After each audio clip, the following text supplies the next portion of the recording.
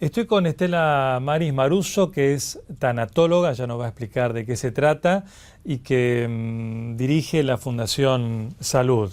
Quien no ha tenido desde un resfrío a algo un poquito más serio, y nos va a contar, preste atención, pues es muy interesante el planteo que están llevando adelante, pensando a la salud como un cuerpo integral. ¿Bien, Estela Maris? Bien, muy bien, Bueno, muy feliz de estar aquí, gracias. Gracias por venir. Tanatóloga es usted. Sí. ¿Y qué es la tanatología? La tanatología es una ciencia que ayuda en el acompañamiento al bien morir. Pero en realidad lo que estamos haciendo en la Fundación es ayudar a las personas a que puedan crear salud a pesar de la circunstancia que les toca vivir. Y no necesariamente llega gente que está en un estadio muy próximo a su transición o a su partida. Lo ideal es poder acompañar a las personas a que optimicen la capacidad de respuesta de los tratamientos que están realizando. O sea, la Fundación nunca atiende la enfermedad, sino atiende cómo experimenta la persona la enfermedad. Y sabemos que cuando atendemos todas las necesidades insatisfechas por la medicina atiende realmente lo que tiene que atender, por lo menos por ahora. Sí. Poco a poco yo creo que esto se va a ir expandiendo un poco más. Mientras la medicina atiende la enfermedad, si no se atiende bien a la experiencia de la enfermedad, lo que podríamos hacer es restar para el estado funcional del paciente y también restar para los tratamientos. Entonces lo que hacemos es esto, es atender las necesidades insatisfechas por la medicina y por la persona también hasta ese momento, ¿no? Una persona, por ejemplo, que está llevando adelante un tratamiento por algún tipo de cáncer, por ejemplo. Sí, por cáncer, por depresión, por trastorno de ansiedad o por otros tipos de enfermedades. Es muy importante la participación de la persona en su recuperación. Estamos totalmente convencidos que eso no es algo ni alternativo ni complementario, es vital, porque sostiene la vida. Y si una persona realmente lo puede vivir de una manera que le permita construir salud y no perderla más de la cuenta, eso evidentemente marca la diferencia en todo, mismo también para el grupo familiar que debe acompañar, ¿no? ¿Y cómo se construye salud? Bueno, hay muchas maneras. Uno pensaba que alimentarse bien, hacer ejercicio, descansar, era suficiente. Hoy sabemos es lo que nos dicen siempre. Sí, pero hoy sabemos que los pensamientos actúan sobre nuestro sistema inmunológico, con nuestras emociones, actúan sobre nuestro sistema inmunológico, o sea, hay muchos aspectos para considerar, cómo nos vinculamos con las personas, o sea, el tema del pensar, del sentir, del imaginar, del accionar.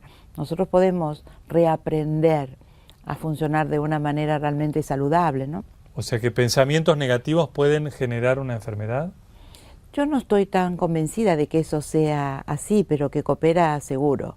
La génesis de una enfermedad es multifactorial, por lo tanto no podemos decirlo, no lo sabemos. Pero, por ejemplo, sí sabemos que la preocupación por las cosas que no ocurrieron es el ansiógeno mayor para el cuerpo. Y sabemos lo que es la ansiedad. Hoy ya no hay duda cómo un pensamiento impacta en los genes, ¿no? Toda esta información es toda muy reciente. Todo lo que aporta la psiconeuroendocrino-inmunología y la medicina biopsicosocial tiene que ser incorporado en el tratamiento hoy de una persona. Psiconeuro, me perdí. Es muy larga la palabra. Psiconeuroendocrino-inmunología. Que sería como traducido. Sí, es la ciencia que estudia la relación que existe entre 4 sistemas. El sistema psíquico, el sistema nervioso, el sistema endocrino y el sistema inmunológico. Y desde que se descubrió que el sistema inmunológico podía condicionarse, ¿no?, por los pensamientos, obviamente que es allí donde hay que trabajar. O sea, una situación de pensamientos negativos, insisto en esto, puede bajar las defensas. Absolutamente. Está comprobado. Pero absolutamente. Absolutamente. Es lamentable que muchos profesionales todavía descalifican este tipo de intervención y tampoco utilizan la palabra como recurso terapéutico, ¿no? Entonces, bueno, es muy importante darle un abordaje integral a las personas para que realmente puedan resignificar su vida y en vez de sentir que la enfermedad vino a arruinarles la vida más de la cuenta, que se las vino a enriquecer. Para algunos que están muy involucrados con la situación y con el sufrimiento es como impensable esto que yo digo. Pero cuando realmente se trabaja en el laboratorio interior, en su laboratorio interior, la persona lo descubre esto. Entonces todo es diferente. Claro. Y también esto es muy bueno para el médico que lo atiende, ¿no? Bueno, ustedes llevan 30 años con la fundación. Sí, yo específicamente son 34 años, la fundación tiene 28 años. Bien, pero digo, hay una trayectoria que les permite corroborar con casos concretos la aplicación de estas técnicas. Sí, desde luego nosotros estamos enmarcados ahora en una investigación científica porque lo que queremos demostrar es que cuando una persona entra en ese laboratorio interior haciendo los cambios necesarios que le permitan autorregular bien en todas sus funciones, pueden cambiar la expresión de los genes. Sería una investigación más, esta la hacemos específicamente con el trabajo que nosotros realizamos, que es un programa que nació hace más de 23 años, se llama PARA, que es Programa Avanzado de Recuperación y Apoyo. Pero hay más de 35 investigaciones científicas ya realizadas en las mejores universidades del mundo que esto lo demuestran. Por eso es muy lamentable que algunos profesionales todavía siguen diciendo no se preocupe que su estado emocional no va a marcar la diferencia en el transcurso de su enfermedad, cuando realmente no lo es así, ¿no? No podemos decir que alguien cambiando pueda curarse, pero sí pueda sanarse, y muchas veces lo que vemos que es a través de ese proceso de integración entre lo que piensa, entre lo que siente, entre lo que imagina, entre lo que dice y lo que hace, puede modificar significativamente el curso de la enfermedad. ¿Y qué diferencia entre curarse o sanarse? Sanarse es un proceso interno. La curación es algo que viene de afuera, la sanación es un proceso que surge de adentro. Cuando una persona deja de estar disociado, cuando una persona puede expresar lo que siente, cuando una persona pone en funcionamiento todo su potencial, cuando una persona forma parte de la medicina y no parte de la enfermedad, cuando una persona, a pesar de lo que le está pasando, siente que todavía puede conectarse con algo que realmente lo trascienda, que encuentre un propósito en la vida. Todo esto que yo estoy diciendo ya está demostrado científicamente. Lo que es difícil es implementarlo porque hay que hacer un trabajo muy importante, muy integrador. Entonces, esta cosa de tratar los aspectos por separado sin lograr una sinergia en toda esta química puede realmente disminuir el poder que tiene la participación del paciente en su proceso de recuperación. Ahora, hay personas que son naturalmente alegres, otras que son naturalmente menos alegres. El que tiene un temperamento de nacimiento, digamos, más positivo, más divertido, tiene más defensas, digamos, lo planteo así muy... Como me lo estás planteando, hablaríamos de resiliencia, que es la capacidad de enfrentar la adversidad y salir fortalecido, ¿no? Esta cosa de a pesar de lo que me está pasando, yo puedo vivir con mi total integridad. Obviamente que el temperamento, hay muchos temperamentos, como mínimo son 4, los que están... Yo pensé que había miles. No, hay 4 generales, después hay algunos que pueden hasta mezclarse, pero bueno, cada temperamento tiene una manera de expresión que también corresponde a una historia genética, porque el temperamento viene con nosotros, claro. Pero mismo así uno puede llegar al máximo de su temperamento y a pesar de eso ser muy feliz. ¿Cuáles son esos 4? Es el sanguíneo, el colérico, el flemático y el melancólico. Sanguíneo, sí, una persona muy pasional, muy así, que enseguida se enoja. Bueno, un programa de salud tiene que atender el temperamento de la persona. Por eso este tipo colérico también, sanguíneo y colérico. Son los que más se muestran, ¿no? El espumoso, digo yo, el que levanta espuma y baja muy rápido.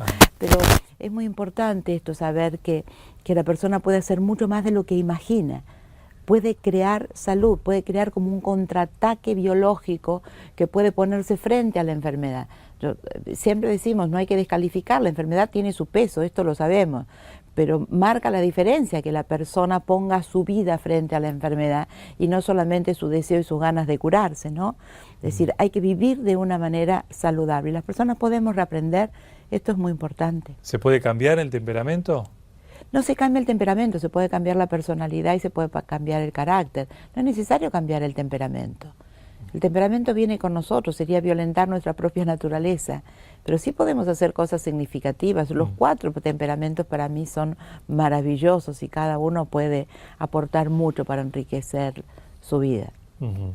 ¿Y hacen ejercicios? ¿De qué manera trabajan esto? Oh, primero hay que hacer un estudio muy profundo de la persona, o sea, realmente tenemos que saber cuál es su sistema de creencias, identificar sus distorsiones cognitivas, esas creencias que actúan como un dogma, que no se discuten y que actúan de una manera inconsciente, poder conocer exactamente la capacidad que tiene o no para expresar las emociones.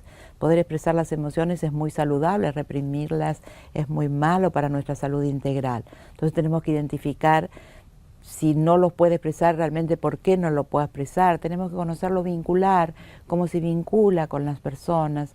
Tenemos que conocer de alguna manera su historia, ¿no? Pero no para interpretarla su historia, sino para conocer aquellos mecanismos que ya vulneraron de alguna manera esta capacidad de resiliencia que tenemos que adquirir, ¿no? Usted dice que reprimir las emociones es negativo, ¿no? Absolutamente. Pero en sociedad tenemos que reprimir, digamos, ciertas, no sé si emociones, pero conductas, justamente porque si uno va por la calle y hace lo que quiere y no reprime lo que hace para vivir en sociedad, sería un... No, estamos hablando de mecanismos que ya están muy internalizados, como es la indignación, por ejemplo, o cómo se expresa, por ejemplo, que me pasa a mí frente a un deseo contrariado, ¿no? Cuando la persona empieza a cambiar y cambia a través de la generación de mecanismos endógenos, que casi es el área más decisiva de la Fundación. Denos algún ejemplo, disculpe, cotidiano para entender bien. Una emoción que se reprime que puede hacernos mal. No, yo me puedo enojar, pero puedo evitar actuar encima del enojo y eso es extremadamente bueno para la persona, pero eso lo tiene que aprender. En realidad hay dos inteligencias que hay que actualizar. Una es la inteligencia emocional y otra es la inteligencia espiritual. No estamos hablando de religión, ¿no? Estamos hablando de una conexión diferente, cómo transformar las cosas que para uno en un momento son ordinarias en cosas extraordinarias, porque eso también marca una diferencia. Entonces, ¿no reprimir un enojo? No, yo puedo enojarme, hasta tanto yo cambio un espacio interno donde realmente ya no logre enojarme y logre saber lo que es importante y lo que no es importante. El cuerpo responde a un estado de conciencia, un estado de percepción. Es decir, si uno puede cambiar el estado de percepción, que es justamente lo que da la psiconeuroendocrinoinmunología, porque da los conceptos y los componentes necesarios para cambiar la percepción que tenemos de nosotros mismos y también del mundo. O sea, es obvio que hay la emoción es un mecanismo natural para que yo pueda doblarme pero no quebrarme, esta cosa de la resiliencia, ¿no? Es decir, doblarme pero después volver a tener otra vez mi propia forma.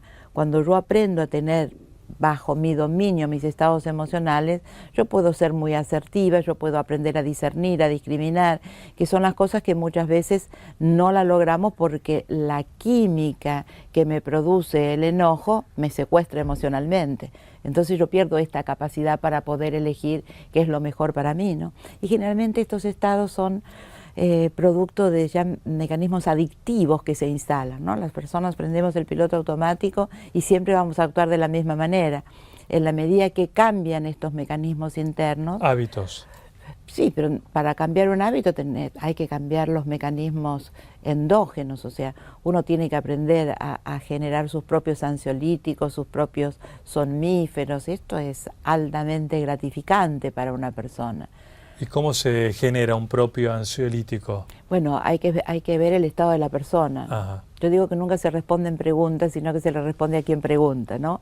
Porque si no nos quedamos muy ahí como un estigma en la respuesta y no consideramos realmente quién es la persona, ¿no? Claro. No, yo le pregunto cuestiones generales porque me encanta. Para difundir sí, y es muy tener importante. información. Estoy pensando que el público puede decir, bueno, ¿cómo hago para yo generar mi propio ansiolítico? Si estoy muy ansioso, ¿qué hago para no tener que recurrir a una pastilla o algo? Yo creo que lo primero que hay que hacer, hay que recurrir a un profesional, el profesional va a indicar lo que tenemos que hacer, pero mientras recibimos la medicación que el profesional indica, también nosotros tenemos que aprender a generar esos mecanismos, ¿no? Y hay que generarlos en la vida cotidiana, todos los días. Muy bien. Hay muchas personas que no saben, por ejemplo, que ciertos nutrientes son los precursores de ciertos ansiolíticos y ciertos antidepresivos. Entonces, también es muy importante la nutrición, ¿no? Claro.